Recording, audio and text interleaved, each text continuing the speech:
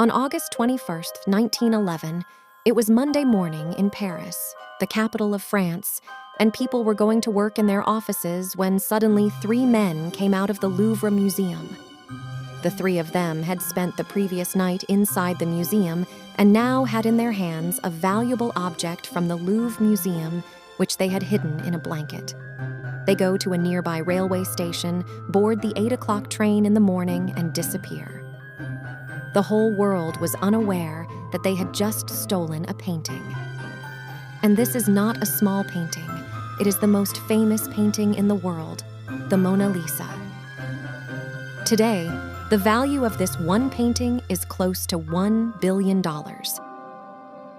What is the reason behind it? What secrets are hidden inside this Mona Lisa painting? Why is this the most famous painting in the world? Let's understand the secret of Mona Lisa in today's video.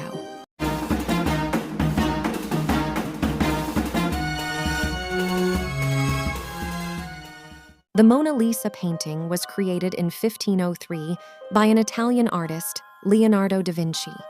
And he was a man of excellence because he was not only a painter, but also an engineer, scientist, sculpture architect, and theorist. He knew so many different subjects. And it was his most famous painting. But whose painting was it? People have always been curious about the identity of the woman depicted in the painting. The first summary about the identity of this woman was done by an Italian artist named Giorgio Vasari. He wrote the autobiography of Leonardo da Vinci in 1550. According to Vasari, the woman's name was Lisa Gherardini, and she was married to a silk trader living in Florence, whose name was Francesco del Giocondo. Giorgio Vasari said that Francesco commissioned the painting for his wife. And this painting has 2 names. The first name we all know is Mona Lisa. It is derived from Madonna Lisa. Traditionally, in Italian, the word Madonna is used for Madam, so Madonna Lisa came to mean Madam Lisa. Now, the short form of Madonna is Mona, so Mona Lisa means Madam Lisa or Lady Lisa. And then comes Mona Lisa's second name, which is La Gioconda. After her marriage, Lisa Gherardini became Lisa Giocondo. And an interesting thing here in Italian, Giocondo also means light-hearted or cheerful. But today, Mona Lisa is also famous for its smile. In French, the Giocondo word is spelled with a J, something like La Joconde. So this is why if you ever go to the Louvre Museum in Paris and see the Mona Lisa painting, it will say La Joconde in French. Despite Vasari's summary in 1550, people were not ready to believe that what Vasari said was correct. Many theories started coming out that this woman is someone else. Some said it was Leonardo da Vinci's mother. Some said it was a painting of a queen in the Italian aristocracy. The most interesting theory is that Da Vinci has shown himself in this painting. This painting is not of a woman, but this painting is Da Vinci himself. And Da Vinci has imagined how he would look if he were a woman. This theory was given by artist Lillian Schwartz in an article in 1987. She used digital tools to show similarities between Leonardo da Vinci's self-image and the Mona Lisa's image. By the way, with this logic, any 2 faces can be placed on top of each other to show their similarity. But today we can say with certainty that the woman depicted in this painting is Lisa Giocondo. A professor living in Florence spent 25 years researching the painting and digging through archives. And in the year 2004, he found clear evidence of this. To prove this, he also found that Da Vinci's family had a very close relationship with the family of Francesco Gioconda. Also found a record that Lisa's marriage was registered on March 5, 1495, when Lisa was 16 years old and Francesco himself was about 30 years old.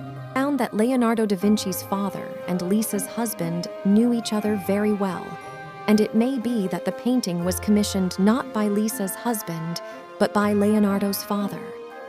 Planty says that Mona Lisa was 24 years old when the painting was done. And there are 2 reasons behind the making of this painting. the first in 1503, when Francesco and Lisa bought their own house, or the second in December 1502, when their second son was born. This second reason seems more correct, because 3 years earlier in 1499, Lisa had lost her daughter. If you look closely at this painting, you will notice that Lisa has a veil in her hair. Many people call it a mourning veil, meaning a veil that is worn when someone in the family has died. Now, a question also arises here that if Da Vinci was Italian and Mona Lisa was Italian, then why this painting is in France today? It is said that in the year 1516, King Francis I of France invited Leonardo da Vinci to come and live in France, and Da Vinci shifts from Italy to France and takes the Mona Lisa painting with him. Historical records are not clear on this, but it is said that Da Vinci had not yet completed the painting, even 15 years after he started painting. He was still working on the painting, modifying it, and trying to make it better.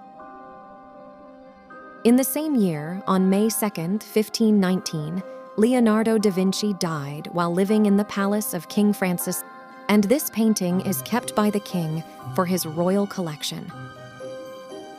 About 150 years later, in 1797, when the French Revolution took place, this painting was taken out of the king's palace and placed in the Louvre Museum.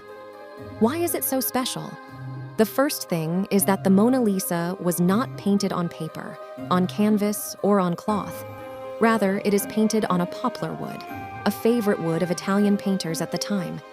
Secondly, this painting is not a big painting in size. It is only 77 centimeter long and 53 centimeter wide. But it is still considered so special because it was the first painting of its time in Italy to focus so closely on a human being. At that time, no one made such paintings. If you look at the color grading of this painting, you will see a lot of shades of brown and yellow. But there are 2 reasons behind this. First, a layer of varnish is applied on top of this painting so that moisture does not affect this painting. Because this painting is made on wood, it is very important to protect it from humidity and moisture. And secondly, with the passage of time, a change was seen in this painting. When this painting was done, it was more bright and colorful. Da Vinci used a very special painting style in this painting called sfumato, technique of blending. In the background of this painting, you see a landscape that is the Arno Valley in Italy. There are no clear boundaries in this background, and no outlines are drawn in the Mona Lisa. Blurring the outlines and blending colors is sfumato technique. And this is the secret behind Mona Lisa's mysterious smile. The more you look at this smile, the more serious this face will look. But now, look into Mona Lisa's eyes, and you will see that Lisa is smiling more. Da Vinci spent the most time to make this smile, he said. He spent several nights in a hospital in Florence, where Da Vinci used to study dead bodies, how the muscles and nerves inside the face make them smile. His obsession with Mona Lisa's smile did not end here, after which he also researched optics. They found that the light that is reflected does not come to a single point in our eyes, but instead hits the entire retina, the part in the center of the retina called the fovea. It helps us see the finer details. On the other hand, the rest of the retina picks up shadows and black and white objects more. Using this knowledge, they focused on shadows in such a way that even when you see the Mona Lisa through your peripheral vision, her smile still affects you.